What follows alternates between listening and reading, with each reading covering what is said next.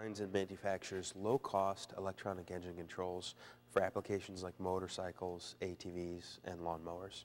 We significantly reduce pollution from those sources while improving startability, making more power, and making them accelerate better.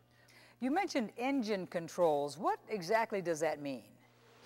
It's a small computer, just like what you have in your car, just scaled down in terms of technology size and cost to different applications. What we have here is actually a carburetor. A carburetor is simply a mechanical device that meters fuel into an engine.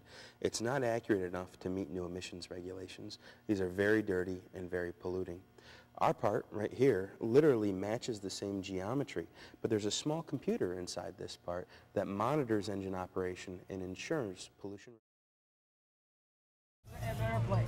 Okay, and so if somebody wants to fly, and can you fly them? Yes, no problem. We have a website that's called flyballoons.net. Well, it looks like we got a lot of hot air up there. Are you ready to go? I'm ready. Okay, Are you ready? I don't think I'm going to go. I'm going to let Jesse, Fred's son, go, and I want you guys to have a good time. Okay, thank you very much. Come on, in. Jesse, jump Put right your foot in right here. there.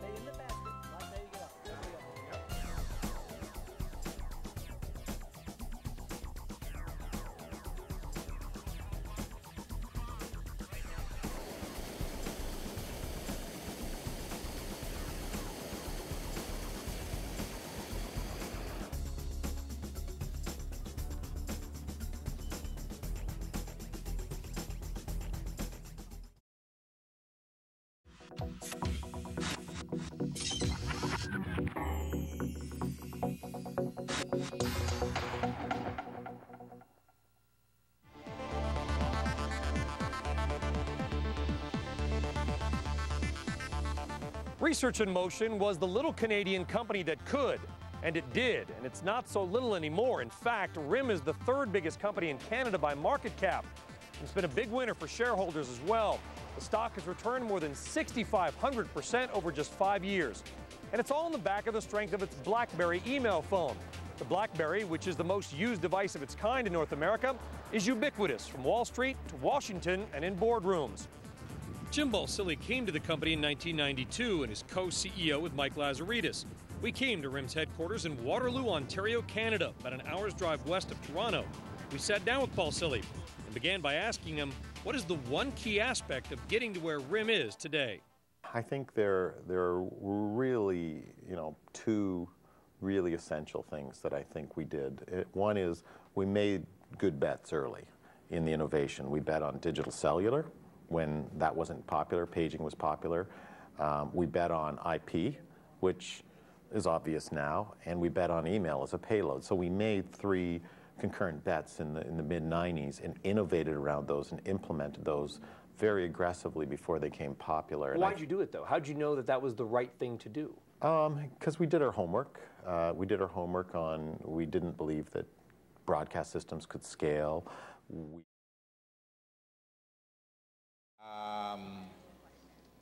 The character that I liked playing, I always single out as the one I liked playing the most was Fast Black in Street Smart, because it was such an actor's role. But I really think that the role that's most, you can't do anything when you play a role like God, because you can't assume a character, right?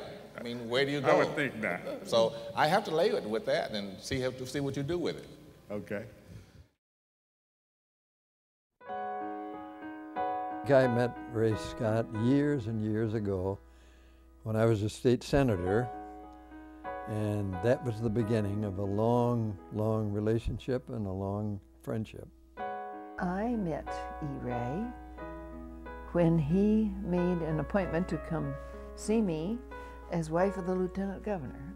and he wished to recruit me for a gem of an idea.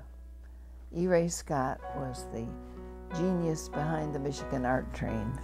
The Art Train is an exhibit of art on board a train.